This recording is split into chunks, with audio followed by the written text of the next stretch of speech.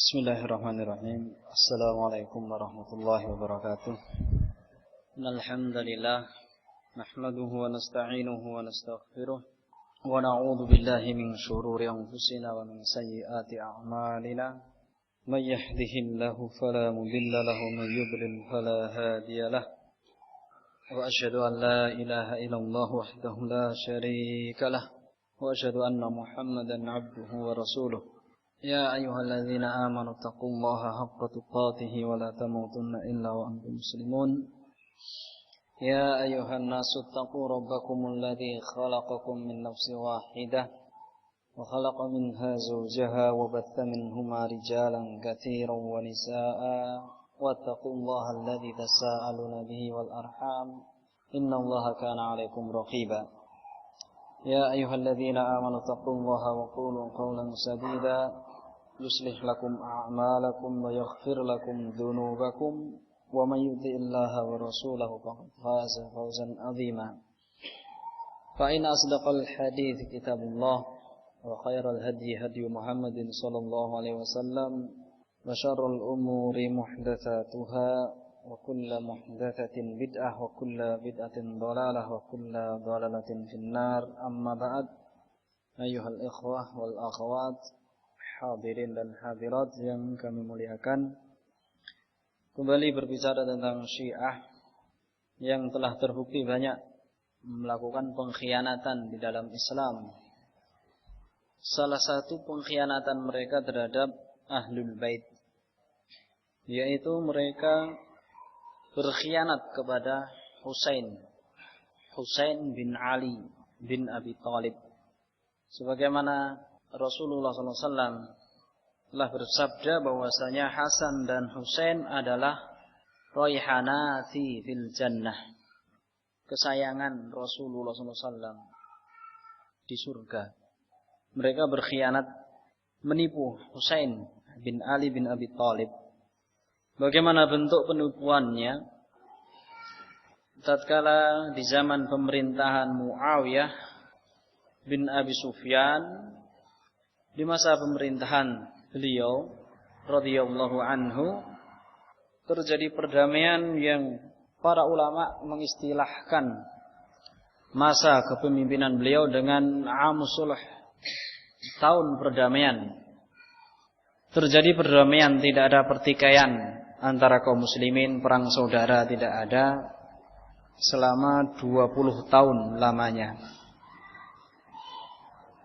Celah-celah fitnah tertutup untuk sementara di tahun itu.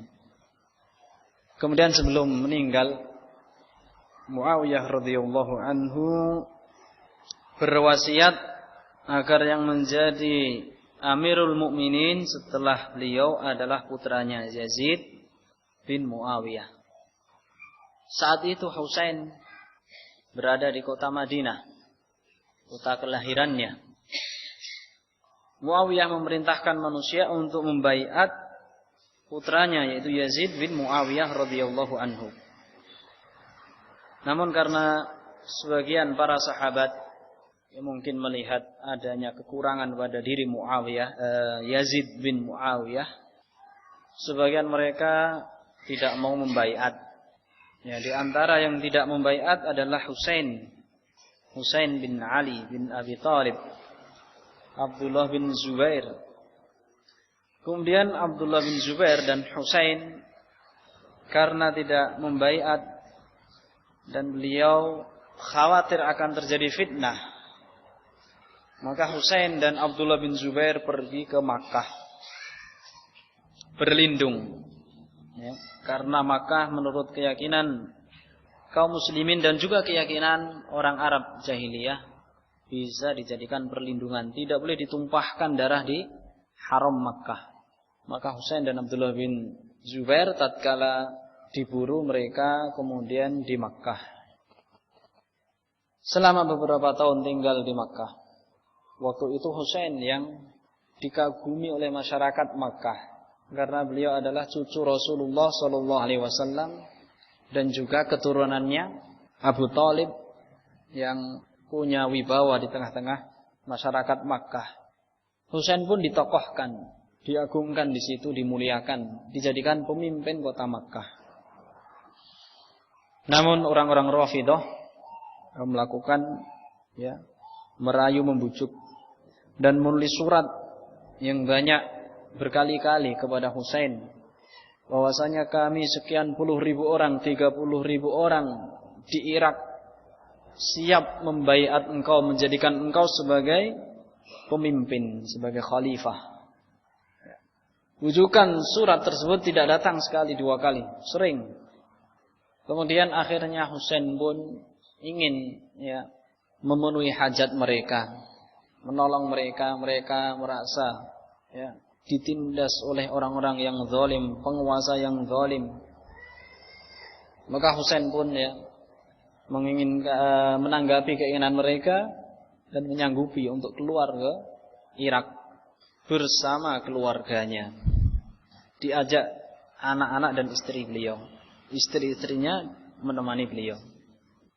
Sebenarnya mendengar peristiwa itu sahabat Abdullah bin Abbas, Abdullah bin Umar, termasuk Abdullah bin Zubair, mereka menasihati agar jangan menuruti keinginan mereka, orang-orang Kufah, orang-orang yang biasa berkhianat, pengecut, tidak pemberani.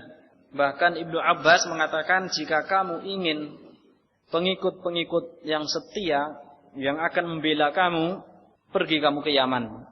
Yaman itu adalah kerabat bapakmu.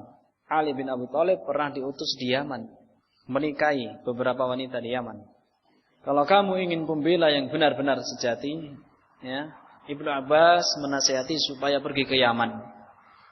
Namun ternyata Husain tetap saja beliau radhiyallahu anhu melangkah ke Irak, melakukan sebuah perjalanan yang sangat jauh dan melelahkan.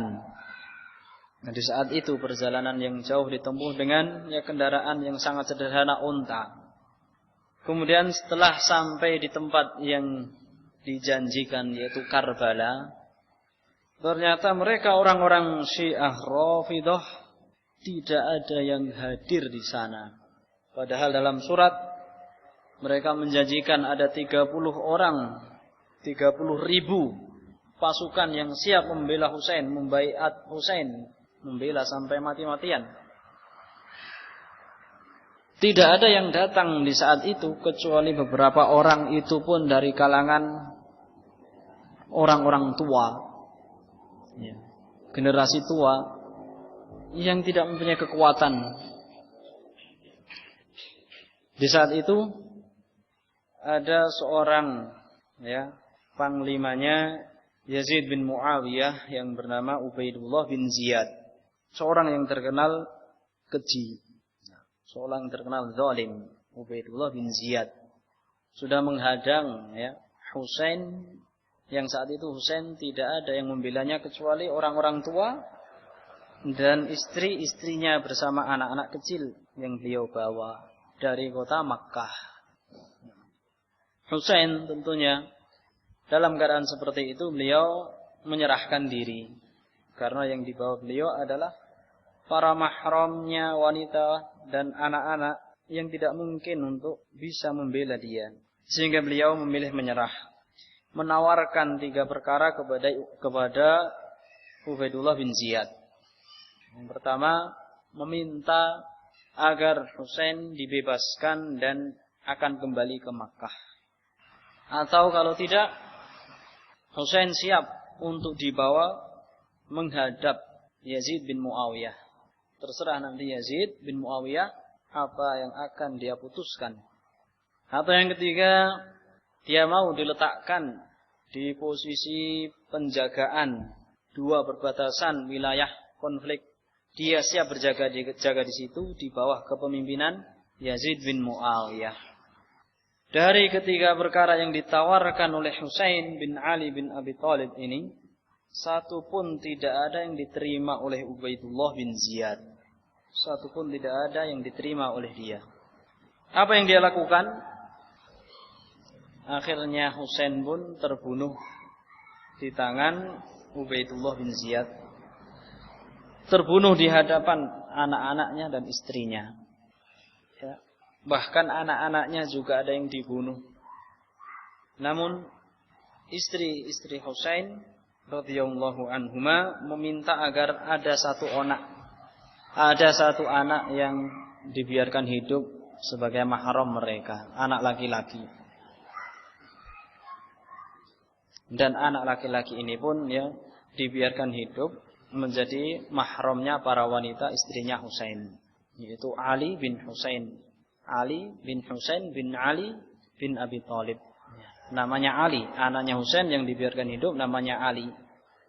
Kemudian setelah terbunuhnya Husain ya tidak sampai di situ kejahatan Ubaidullah bin Ziyad.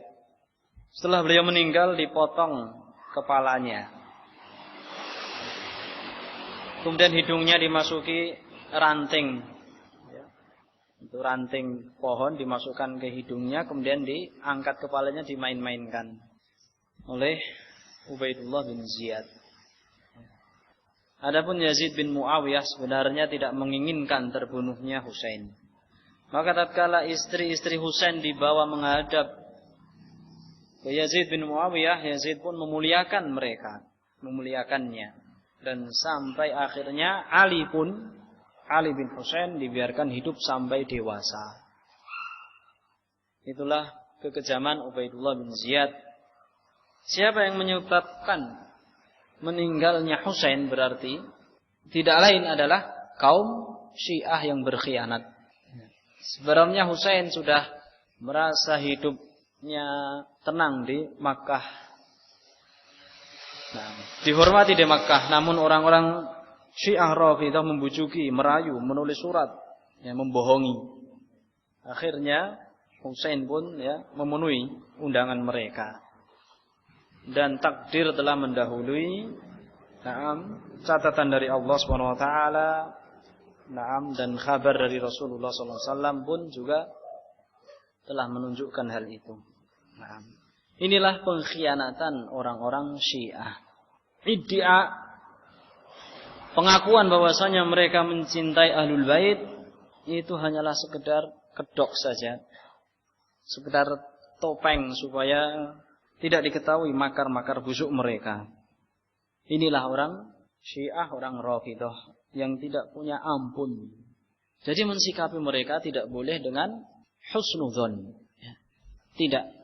Al-aslu fihim su'udzon. Menyikapi mereka hukum asalnya adalah kita berprasangka buruk kepada mereka. Orang-orang Syiah, orang-orang Rafidah.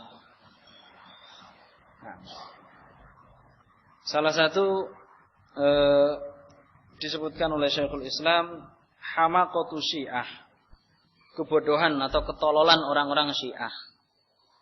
Mereka meyakini bahwasanya imam yang mereka sedang tunggu-tunggu ini sedang menghilang dan masuk ke sebuah terowongan. Ya, seperti tadi saya sebutkan Muhammad ibnul Hanafiyah yang mereka yakini lagi masuk ke dalam terowongan. Sirdab namanya ya. Nah, kemudian mereka orang-orang Syiah mempersiapkan tunggangan kuda yang cepat, yang larinya cepat, dipilih kuda pilihan ya, diletakkan di pintu terowongan tersebut. Mereka yakini bahwasanya nanti kalau imam mereka keluar sudah dipersiapkan tunggangan ini. Ya. Diceritakan dalam kitab ini Minhajus Sunnah An-Nabawiyah, ini adalah termasuk hamaqahnya orang-orang Syiah, ketololan mereka. Ditunggu bertahun-tahun ya, tidak keluar ya imam mereka, sampai kudanya mati. Mereka ganti kuda yang lain. Ditunggu bertahun-tahun, berpuluh-puluh tahun tidak keluar, sampai kudanya mati, diganti kuda yang lain, sampai seterusnya. Seperti itu mereka yakini. Mereka berkeyakinan bahwasanya jihad itu tidak benar, tidak dibenarkan kecuali bersama imam mereka. Salat Jumat tidak sah kecuali bersama imam mereka.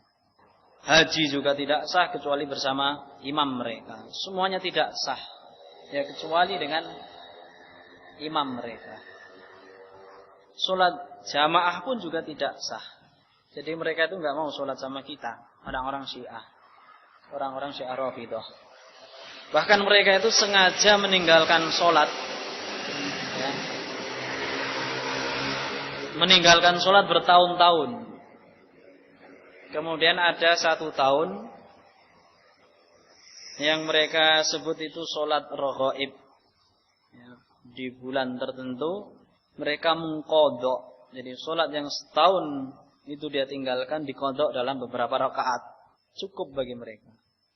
Ya, ini termasuk ya keanehan dan kelucuan dari mereka. Ada namanya hari raya yang mereka namakan Idul Ghadir di Yaman. Idul Ghadir, yaitu mengagungkan Ali karena menurut mereka di Ghadir ini adalah nama tempat antara Makkah dan Madinah, yang dimana Rasulullah SAW berwasiat, ya, beliau bersabda bahwasanya Ali adalah waliku. Barang siapa yang aku ini menjadi walinya, maka adalah Ali menjadi wali dia. Allah memusuhi orang yang memusuhi Ali. Namun kemudian orang-orang Syiah menambah hadis-hadis palsu di hari kejadian ini, Idul Ghadir. Mereka menambah bahwasanya Rasulullah mewasiatkan agar manusia membaiat Ali setelah meninggalnya beliau Rasulullah SAW. Kemudian mereka jadikan itu hari raya namanya Idul Ghadir. Apa yang mereka lakukan di Idul Ghadir? Mereka mendatangkan kambing. Kambing itu disiksa, dipukul, dicabuti bulunya. Mereka yakini kambing ini adalah Aisyah. Aisyah Ummul Mukminin. Ya na'udzubillah. Dan juga di hari raya itu mereka berlomba menembak batu besar. Mereka yakini batu besar itu adalah Muawiyah. Ya, setiap menembak dia mengatakan laknatullah alaik. Semoga Allah melaknat kamu. Jadi orang-orang Syiah Rafidhah seperti ini keyakinan mereka. Membenci para sahabat dengan kebencian yang sangat, bahkan dipraktekkan, ya. Diibaratkan seekor kambing itu adalah Aisyah. Sebuah batu yang besar ditembak sampai hancur, ya. Diyakini itu adalah Muawiyah. Kesesatan yang lain yang sudah jelas saja, yaitu mereka beristighatsah kepada para imam. Ya, istighatsah ini artinya meminta pertolongan kepada Allah di saat waktu yang sangat menggentingkan, istighatsah. Seperti Rasulullah SAW istighatsah di perang Badr. Adapun mereka tidak. Mereka bertentangan dengan ini. Istighatsah kepada para imam. Jadi perbedaan dalam masalah akidah, yang namanya Sunni kalau beristighatsah kepada Allah Subhanahu wa taala. Orang-orang Syiah beristighatsah kepada para imam. Berarti orang-orang yang mereka beristighatsah kepada para imam, kepada para wali, ya, meskipun mereka itu tidak mengaku Syiah, tapi ada kemiripan dengan orang-orang Syiah, tasyabbuh. Jadi membenci Syiah, barok terhadap Syiah, ini jangan sekedar barok karena nama, ya, atau karena perkumpulan mereka, orang-orang Syiah. Namun barok itu disertai dengan ilmu. Sehingga jangan sampai kita barok terhadap suatu perkara, tetapi kita terjerumus dalam perkara tersebut. Ya, banyak kalangan kaum muslimin yang mereka membenci orang-orang Syiah, tapi ada kesamaan mereka dengan Syiah, seperti dalam masalah istighatsah, ya, dan juga dalam masalah ziarah kubur, ya, ziarah kubur. Pemahaman Syiah tentang ziarah kubur, ya, disebutkan dalam kitab mereka, dan ini dinukil penulis kitab Usul Madzhab Syiah. Mereka mengatakan, inna ziyarata qabril Husain ta'dilu isrina hajjah. Sesungguhnya berziarah ke kuburannya Husain itu sebanding dengan 20 kali berhaji. Ya, ziarah kubur. Ziarah kubur, nah, yang kebanyakan masyarakat Indonesia melakukan ziarah kubur ya, dan melakukan kesyirikan di situ. Ini berarti ada jenis tasyabuh dengan mereka orang-orang Syiah. Jadi usahakan jika kita sunni dalam segala bidang. Ya. Allah mengatakan ya ayyuhalladzina amanu udkhulu fis-silmi kafah. Masuklah Islam ya secara sempurna. Sekarang banyak memang kaum muslimin yang membenci Syiah, namun ternyata ada kemiripan dengan orang-orang Syiah yang terlalu ghulu ya dalam masalah wali-wali atau imam. Orang Syiah juga demikian. Mereka mengatakan ziarah kubur Husain sebanding dengan 20 kali lipat haji. Wa afdalu min 20 umrah wa hajjah.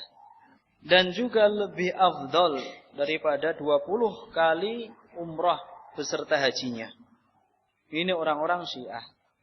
Dan mereka pun dalam melariskan keyakinan ini, menyebarkan keyakinan ini berdalil dengan hadis palsu. Saya sebutkan hadisnya. Ya, dia berdalil Kana al-Husain alaihi salam dzata yaumin fi hijrin nabi. Ini hadis palsu yang mereka sebarkan. Mereka mengatakan dulu Husain di samping Rasulullah SAW, di pangkuan Rasulullah SAW pada suatu hari. Wa huwa yula'ibuhu wa yudhahikuhu. Rasulullah mengajak bermain Husain dan menggodanya hingga Husain tertawa. Wa inna Aisyah qalat, kemudian Aisyah mengatakan, ya Rasulullah, ma ashadda i'jabaka bi hadzal sabi. Wahai Rasulullah, betapa besarnya engkau mengagumkan anak ini. Engkau sangat kagum dengan anak ini. Faqala laha wa kaifa la uhibbuhu wa a'jabu bih. Kemudian Nabi menjawab, bagaimana saya tidak mencintainya dan saya tidak kagum terhadap anak ini. Wa huwa thamaratu fuadi, dia adalah buah hatiku. Wa qurratu aini, dia adalah penyejuk hatiku. Ama inna ummati sataqtuluh, ketahuilah bahwasanya umatku akan membunuhnya. Faman zarahu ba'da wafatihi kataballahu hajjatan min haji. Barang siapa yang menziarahi kuburnya setelah wafatnya, maka Allah akan mencatat baginya 1 kali haji di antara haji-haji yang telah aku lakukan. Ya, padahal Rasulullah berapa kali haji? 1 kali hajatil wada. Dalam hajatul wada Rasulullah hanya sekali melakukan haji, dan itu haji yang terakhir. Di tahun-tahun sebelumnya Rasulullah terhalangi tidak bisa melakukan haji karena Makkah masih berada di tangan Quraisy. Tapi mereka mengatakan ya, seakan-akan pahalanya seperti 1 kali haji dari haji-haji yang pernah saya lakukan. Qalat ya Rasulullah, hajjatun min hujjajik, 1 kali haji dari haji engkau? Qala na'am wa hajjatain. Rasulullah menjawab, iya, bahkan 2 kali haji dari haji yang telah aku lakukan. Qalat hajjatain, Aisyah heran, 2 kali haji. Qala na'am wa arba'an. Rasulullah mengatakan, katanya, iya, bahkan 4 kali. Falam tazal tasjaduhu wa huwa yazid. Dalam hadis palsu ini disebutkan Aisyah terus bertanya, maka Rasulullah pun menambah, iya, menambah lagi. 5 kali hajiku, 6 kali hajiku. Hatta balagha 70 hajjatan min hujaji Rasulullah sallallahu alaihi wasallam bi'amariha. Sampai bilangannya itu 70 kali haji dari haji-haji yang dilakukan oleh Rasulullah sallallahu alaihi wasallam. Ziarah kubur sama dengan 70 haji yang dilakukan oleh Rasulullah sallallahu alaihi wasallam. Ini hadisnya hadis yang maudhu', hadis yang palsu, mereka riwayatkan dalam rangka untuk menyebarkan bid'ah mereka. Dan banyak lagi kepalsuan-kepalsuan yang mereka atasnamakan kepada Rasulullah sallallahu alaihi wasallam. Mereka telah menyelisih ijma'. Yang mana ijma' telah mengatakan sesuai dengan hadis yang sahih, man kadzaba alayya muta'ammidan falyatabawwa maq'adahu minan nar. Barang siapa yang sengaja berdusta atas nama diriku, maka adalah dia menempatkan posisinya di neraka. Hadis mutawatir. Dan ijma'nya para ulama bahwasanya haram berbuat dusta atas nama Rasulullah SAW. Namun mereka sebaliknya, ya, menyelisih ijma'. Dan ini sudah ya watak mereka menyelisih ijma'. Dalam masalah fikih pun juga banyak, ya, sehingga ditulis termasuk ciri-ciri, ya, ahlu sunnah disyariatkan mengusap, ya, telapak kaki yang bersepatu memakai khuf 1 hari 1 malam waktunya bagi orang-orang yang mukim, yang tidak safar. Adapun orang-orang yang safar dan melakukan bepergian, maka waktu mengusapnya itu sampai 3 hari 3 malam. Orang-orang Syiah menyelisihi ini. Sehingga ditulis dalam kitab manhaj, kitab akidah, bahwasanya termasuk akidah Ahlussunnah wal Jamaah disunahkannya mashu alal khufain, mengusap ya sepatu yang tinggi, ya, tingginya melebihi mata kaki, dari bawah melebihi mata kaki, boleh untuk mengusapnya. Orang-orang Syiah juga, ya, kalau kita pergi haji, ya, kita bisa melihat ciri mereka. Ibadah mereka di negeri haram, di Mekah, mereka berkumpul.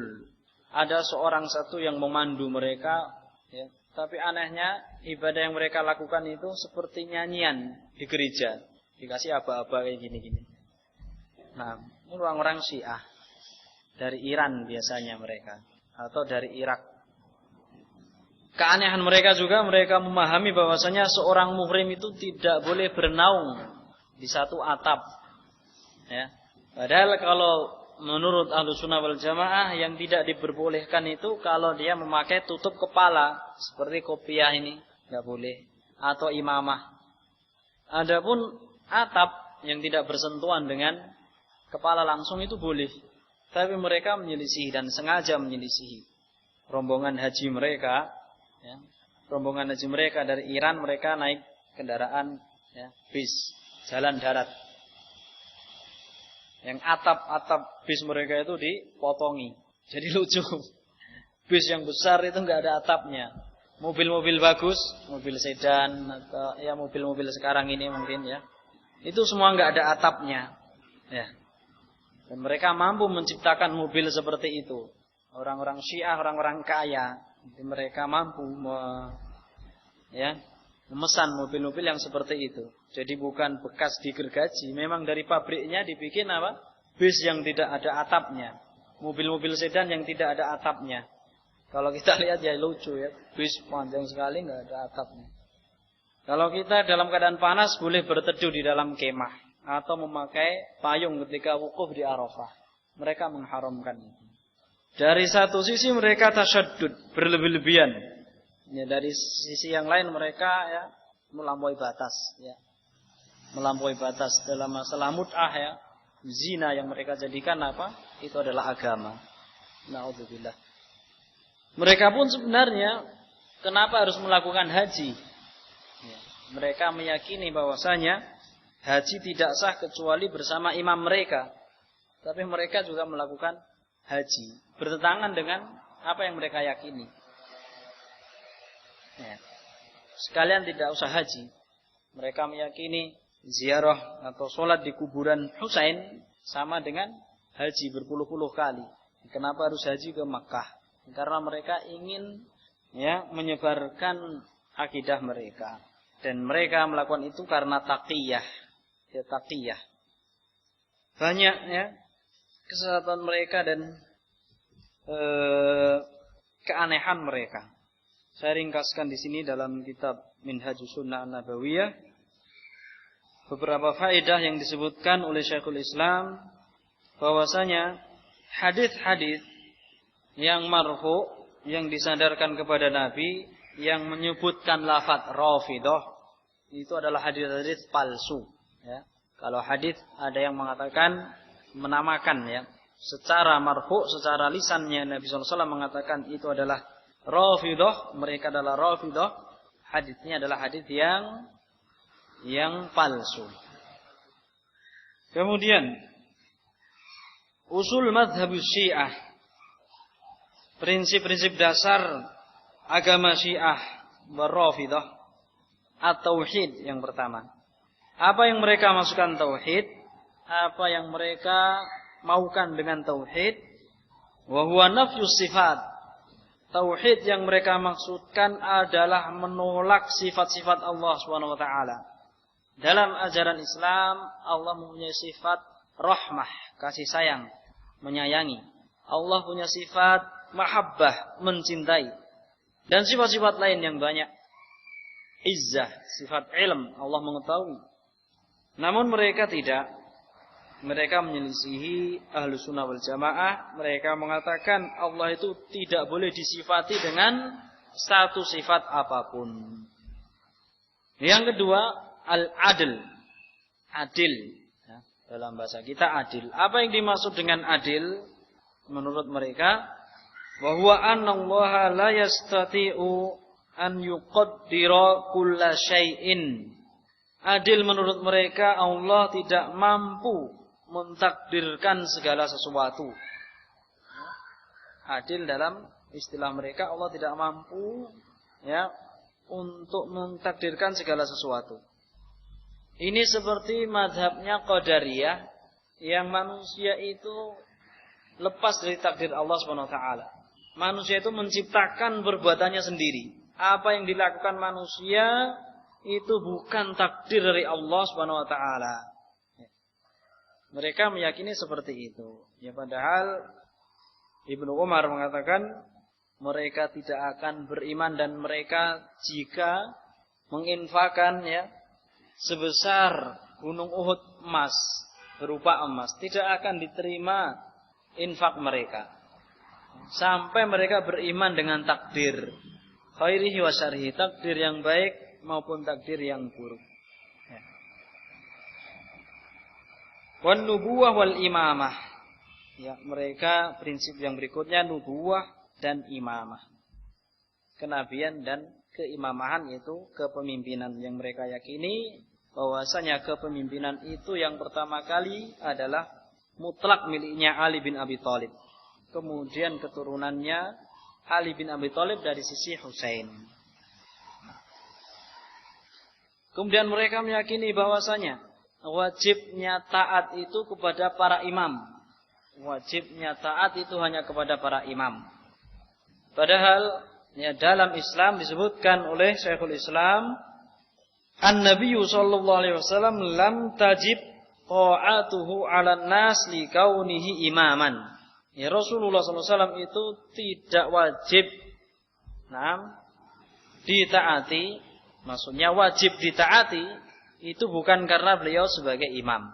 Ya, saya ulang, Ahlus Sunnah mengatakan bahwasanya Nabi sallallahu alaihi wasallam itu ditaati bukan alasannya dia itu sebagai imam. Bal likaunihi Rasulullah sallallahu alaihi wasallam, tetapi Rasulullah itu ditaati karena beliau adalah utusan Allah sehingga maksum. Nah, wa hadza al-ma'na tsabitun lahu hayyan wa mayitan. Sehingga makna ini, makna ketaatan kepada Nabi dengan alasan karena beliau adalah seorang Rasul, itu tetap wajib setelah wafatnya beliau. Di saat hidup maupun mati tetap wajib. Berbeda dengan orang-orang Syiah. Sepeninggal Nabi SAW, ya tidak ada yang ditaati, ya kecuali imam-imam mereka. Kalau ditanya mana imamnya, belum hadir, belum ada, belum datang, menunggu terus. Jadi mereka melakukan sekian banyak ya kekafiran, meninggalkan sholat, meninggalkan jamaah, meninggalkan Jumat, meninggalkan haji dengan alasan karena tidak ada imam, tidak mau berjihad. Nah, ini orang-orang Syiah yang sampai seperti ini kesesatannya. Nah. Kemudian mengenai Ahlul Bait ya, atau kerabat Nabi sallallahu alaihi wasallam yang mereka banyak mengaku keturunannya Nabi, dan ini membuat ya keheranan para ulama. Banyak sekali yang mengaku keturunannya Nabi. Padahal dalam sebuah hadis Rasulullah menjelaskan mengajak bicara orang-orang ya Quraisy di saat itu, beliau mengatakan fa innakum taqillun wan nasu yakthurun. Engkau ini akan menyedikit ya, sedangkan manusia yang lain akan menjadi banyak. Sampai Syekh Mukbil juga beliau mengatakan bukannya saya kata Syekh Mukbil mencela mereka dari sisi nasab, tapi membikin ragu. Ya. Sebanyak itukah ahlul bait atau sebanyak itukah ya orang-orang yang mengaku keturunannya Nabi. Sehingga marilah kita mengetahui siapakah yang dimaksud dengan kerabat Nabi. Ya, karena sudah merupakan kewajiban bagi kita semua untuk mencintai Rasulullah dan mencintai kerabatnya, mendoakan kebaikan kepada mereka ahlul bait yang beriman. Ya. Di dalam Fathul Bari juz 8 halaman 674 ya, dijelaskan tentang bab manaqib qarabatin Nabi, keutamaan kerabat Rasulullah SAW. Ya. Qarabatun Nabi sallallahu alaihi wasallam yuridu bidzalika man nusiba ila jaddihil aqrab. Yang dimaksud dengan kerabat Nabi adalah yang bernasabkan, yang nasabnya itu sampai ke kakek terdekat, wa huwa Abdul Muttalib, yaitu Abdul Muttalib. Nah, mimman sahiban Nabi, dari orang-orang yang menjadi sahabat Nabi sallallahu alaihi wasallam, minhum di antara mereka, au man ra'ahu min dzakarin au unta, atau orang yang melihat Rasulullah sallallahu alaihi wasallam dari kalangan laki-laki ataupun perempuan. Maka mereka disebutkan Aliyun wa auladuhu, Ali dan keturunannya. Ali dan keturunannya. Wal Hasan wal Husain wal Muhsin wa Ummu Kulthum min Fatimah. Kemudian Hasan, Husain, Muhsin, Ummu Kulthum, anaknya Fatimah. Ya, Hasan tentunya anaknya Ali, namun disebutkan sendiri ya, karena Hasan juga anaknya Fatimah, sehingga disebutkan khusus. Adapun anak-anaknya Ali yang bukan dari Fatimah putri Nabi, yang mereka juga termasuk kerabatnya Nabi, qarabah. Nah, seperti siapa tadi? Muhammad bin Hanafiyah, Muhammad ibnul Hanafiyah. Beliau adalah anaknya Ali, tapi bukan dari Fatimah. Muhammad bin Ali yang disebut dengan Muhammad ibnul Hanafiyah, ibunya dia adalah dari Bani Hanifah. Bani Hanifah ini adalah sukunya Musailamah al-Kadzab, yang tatkala pada peristiwa riddah orang-orang murtad ya, Abu Bakar memerangi mereka dan juga memerangi Musailamah al-Kadzab. Dari Bani Hanifah ini kemudian tertawanlah mereka ya, sebagian mereka menjadi budak, dan ya Ali bin Abi Thalib mendapatkan satu wanita dari kalangan Bani Hanifah. Lahirlah putra Muhammad ibnul Hanafiyah, sehingga nasabnya dinasabkan kepada Bani Hanifah. Muhammad ibnul Hanafiyah, Muhammad bin Ali sebenarnya, namun karena ibunya dari Bani Hanifah dinasabkan kepada suku Bani Hanifah. Ya, mereka adalah juga termasuk kerabat Nabi karena anaknya Ali, walaupun bukan dari Fatimah radhiyallahu anha. Kemudian Ja'far wa auladuhu, Ja'far bin Abi Thalib, saudaranya Ali. Beliau meninggal di perang Mu'tah, ya, perang melawan orang Rum, ya, perang Mu'tah. Kaum muslimin jumlahnya 3.000 orang melawan 200.000 pasukan. Pemimpinnya pertama kaum muslimin adalah Ja'far bin Abi Thalib. Setelah Ja'far meninggal, Rasulullah berwasiat supaya dipegang oleh Abdullah bin Rawahah. Setelah Abdullah bin Rawahah meninggal, supaya dipegang ya oleh satu lagi saya lupa. Kemudian setelah 3 orang yang dipilih menjadi pemimpin meninggal semuanya, kepemimpinan beralih kepada tangannya Khalid bin Walid. Jadi pasukan 3.000 tadi akhirnya berhasil memenangkan 200.000 pasukan Rom. Yang pertama kali meninggal dari panglima-panglima itu adalah Ja'far. Ja'far adalah kerabat Nabi, Ja'far bin Abi Thalib. Wa auladuhu. Kemudian Aqil bin Abi Thalib, saudaranya Ali. Aqil bin Abi Thalib. Wa waladuhu, dan anaknya dia Muslim bin Aqil. Kemudian Hamzah bin Abdul Muttalib. Wa auladuhu. Hamzah bin Abdul Muttalib, ya, pamannya Nabi SAW. Beliau meninggal di perang Uhud. Beliau meninggal di perang Uhud, dibunuh oleh Wahsy, budak dari orang-orang Quraisy, yang akhirnya Wahsy menyesal dan masuk Islam. Wal Abbas bin Abdul Muttalib wa auladuhu. Abbas bin Abdul Muttalib dan anak-anaknya dia. Wa Mu'attib bin Abi Lahab. Mu'attib, ya, Mu'attib bin Abi Lahab. Abu Lahab ini pamannya Rasulullah SAW, ya. Tentunya Abu Lahab bukan Ahlul Bait karena kafir, ya. Karena kafir. Kalau mengatakan tabat yada Abi Lahabi wa tab, ya. Anak-anak dia yang masuk Islam kemudian, ya, termasuk yang kita doakan, yaitu Mu'attib bin Abi Lahab. Wal Abbas bin Utbah bin Abi Lahab, ya, cucunya Abu Lahab. Abbas bin Utbah bin Abi Lahab. Abdullah bin Zubair bin Abdul Muttalib. Abdullah bin Zubair bin Abdul Muttalib. Wa ukhtuhu Duba'ah, saudara perempuannya yang bernama Duba'ah. Wa Abu Sufyan ibnul Harith. Abu Sufyan ibnul Harith ibnu Abdul Muttalib. Wa ibnuhu, dan anaknya yang bernama Ja'far.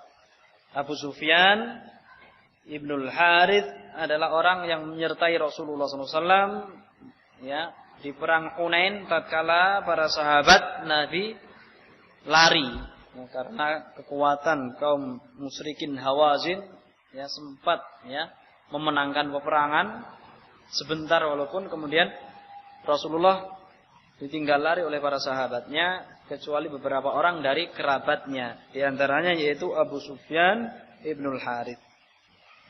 Wa Naufal ibnul Harith bin Abdul Muttalib, ya, berarti saudaranya Abu Sufyan, Naufal ibnul Harith. Wa abnauhu al-Mughirah wal Harith, anaknya Naufal yaitu Mughirah dan Harith. Wa Umaymah wa Arwa wa Atikah wa Sofiyah banat Abdul Muttalib. Umaymah, Arwa, Atikah, Sofiyah, semuanya adalah putri-putrinya Abdul Muttalib. Nah, ini kerabat Nabi SAW. Nah, dan tidak lupa bahwasanya para sahabat, Allah SWT telah berfirman, "Was-sabiqunal awwalun minal muhajirin wal ansar walladzina ittaba'uuhum bi ihsan radhiyallahu anhum wa radu an wa a'ada lahum jannatin tajri min tahtihal anhar khalidina fiha abada radhiyallahu anhum wa radu an dzalikal fawzul azim." Ya. Dan para pendahulu, orang-orang yang awal masuk Islam dari kalangan muhajirin dan ansar, dan orang-orang yang mengikuti mereka dengan baik, maka Allah telah ridho kepada mereka, dan mereka pun ridho kepada Allah.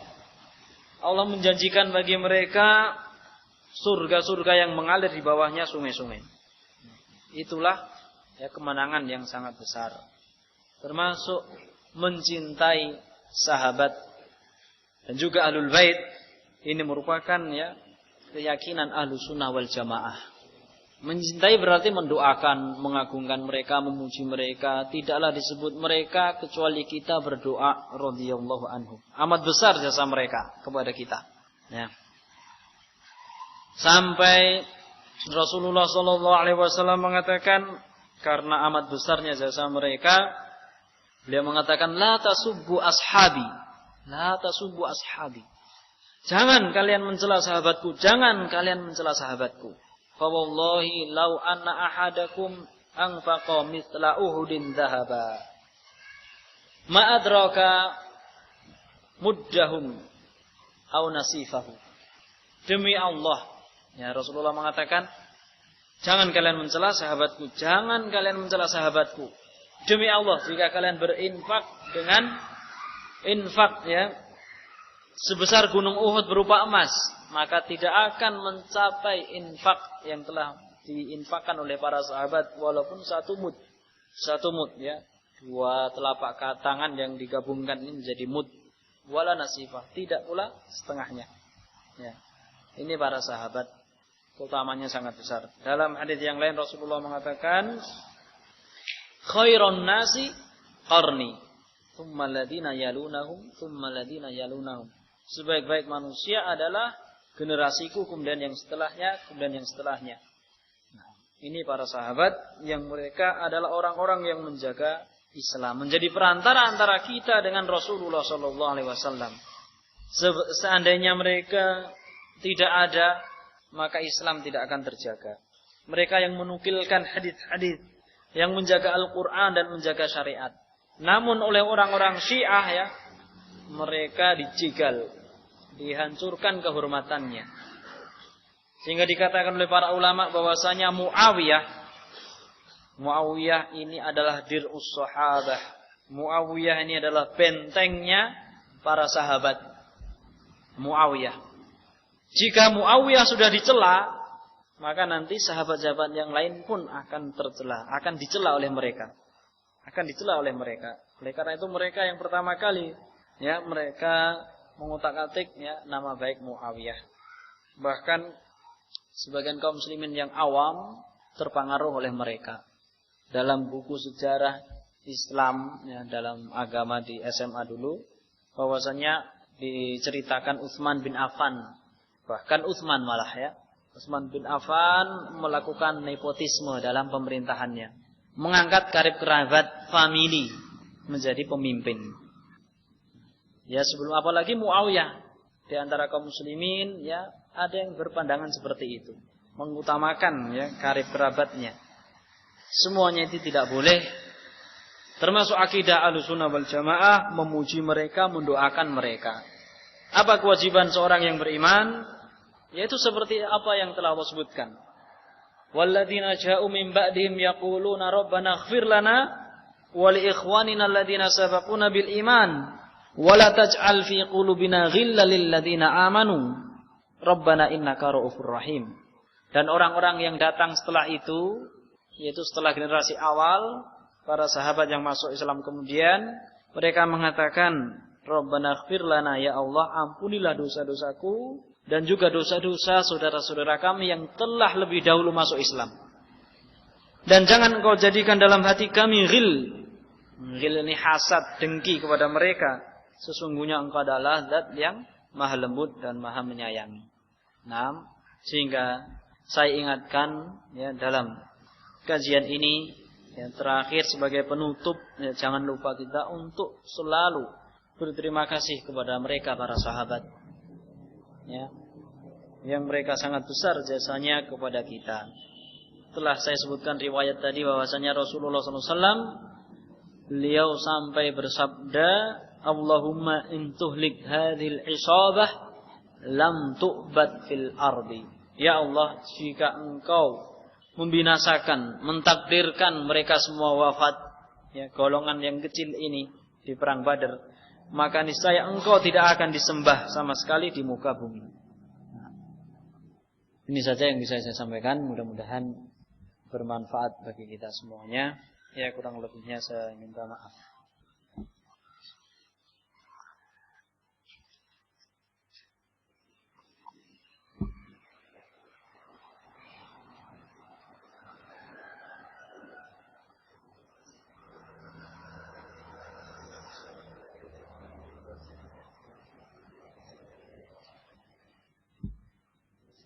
Silakan.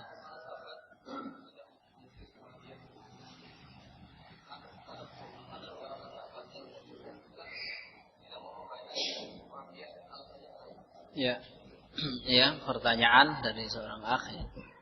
Mengapa sebagian sebagian para sahabat, dan itu sebagian kecil tidak membaiat, tidak mau membaiat Yazid bin Muawiyah. Nah, dan bagaimana ya tentunya hukumnya gitu ya. Ya. Nah, ya mereka sebagian sahabat ini adalah orang-orang yang berilmu, para ulama tentunya yang berijtihad. Ya. Mereka berijtihad. Mereka punya ijtihad. Ya. Jika ijtihadnya itu benar mendapatkan 2 pahala, apabila ijtihadnya salah mendapatkan 1 pahala. Di antaranya yaitu ijtihad Husain dan Abdullah bin Zubair.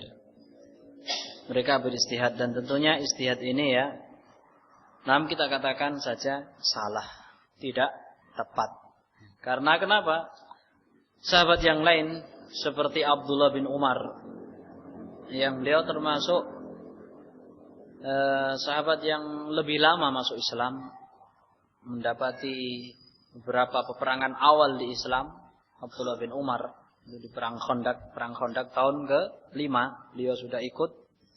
Beliau termasuk orang yang taat sekali kepada pemerintah, walaupun pemerintahnya adalah ya dari Yazid dan setelahnya. Jadi sebagian ulama berijtihad atau sebagian dari sahabat berijtihad ya karena kezaliman Yazid bin Muawiyah, ketidakadilannya, dan dipandang ya tidak berhak untuk menjadi pemimpin, yang menyebabkan mereka kemudian untuk tidak membaiat. Yang jelas hukumnya ya mungkin dikatakan salah ya karena tidak membaiat, dan dengan sebab tidak membaiat itu terjadi peperangan di antara kaum muslimin sampai berlanjut ya Abdullah bin Zubair, akhirnya beliau pun juga meninggal ya, Abdullah bin Zubair. Selama 8 tahun Abdullah bin Zubair memimpin kota Makkah semenjak ditinggalkan oleh Husain bin Ali. Jadi kota Makkah dikuasai oleh Abdullah bin Zubair, dan 8 tahun Abdullah bin Zubair mengurusi kota Makkah. Pemerintahan Yazid bin Muawiyah di Syam goncang ya, sehingga Abdullah bin Zubair mempunyai kekuatan untuk ya mengatur kepemimpinannya. Namun tatkala masa pemerintahannya Abdul Malik bin Marwan dengan panglimanya Hajjaj bin Yusuf, ya akhirnya Abdullah bin Zubair pun juga terbunuh di tangannya Hajjaj bin Yusuf. Dan setelah itu para ulama sepakat, dari peristiwa-peristiwa peperangan di antara kaum muslimin, para ulama sepakat untuk tidak boleh khuruj kepada pemerintah. Ya, khuruj ya keluar dari pemerintah. Kalau mereka menyuruh membaiat, wajib taat. Karena kejadian-kejadian setelah itu. Ya. Sepakat sudah tidak ada lagi dari kalangan Ahlussunnah yang menyelisihinya. Kejadian yang telah lewat yaitu adalah para sahabat. Tentunya kita menahan ya lisan kita untuk berbicara yang tidak layak dan tidak baik kepada para sahabat yang sebagian mereka berijtihad itu. Seperti Muawiyah radhiyallahu anhu, kisahnya dengan Ali. Ya, ijtihadnya Muawiyah, kemudian sampai terjadi peperangan dengan Ali bin Abi Thalib. Tentunya dalam hal ini yang benar adanya adalah Ali bersama para sahabat yang bersama beliau. Namun Muawiyah berijtihad. Ya, bisa dipahami ya, insyaallah. Jadi memang tidak dibenarkan jika seseorang itu tidak membaiat ya suatu pemerintah yang sudah sebelumnya raja tersebut berwasiat untuk membaiat ya setelahnya. Pembahasan yang lebih lanjut ya untuk memperdalam pengetahuan antum sekalian dalam masalah ini, sudah ada pembahasan tentang Syiah sebenarnya dalam majalah Asyariah, di situ dijual.